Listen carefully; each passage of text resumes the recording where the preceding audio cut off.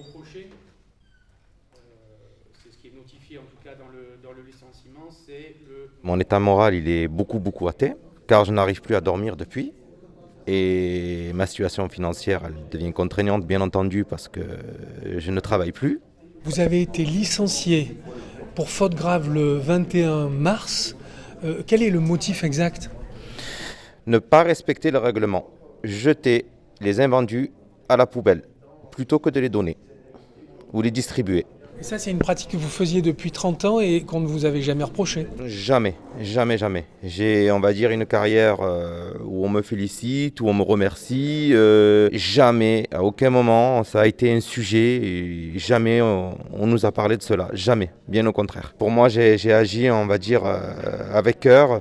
Oui, j'en suis fier. J'en suis vraiment fier. Si c'est par rapport à ce motif, j'en suis fier. Et c'est ce qui me relève tous les matins.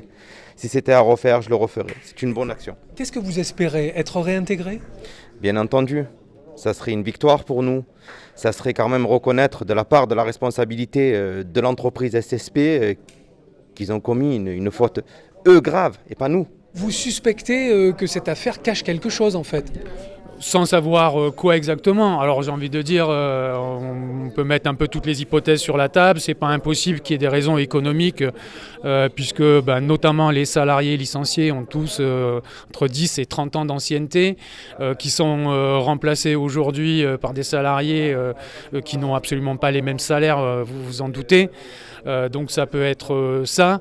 Bon, après, il peut y avoir plein d'hypothèses sur la table. Nous, ce qu'on sait en tout cas, c'est qu'il n'y a absolument rien qui justifie ces licenciements et qu'on va se battre pour leur réintégration. Là où la direction doit prendre ses responsabilités, c'est qu'elle dit clairement qu'il aurait fallu qu'on jette la nourriture.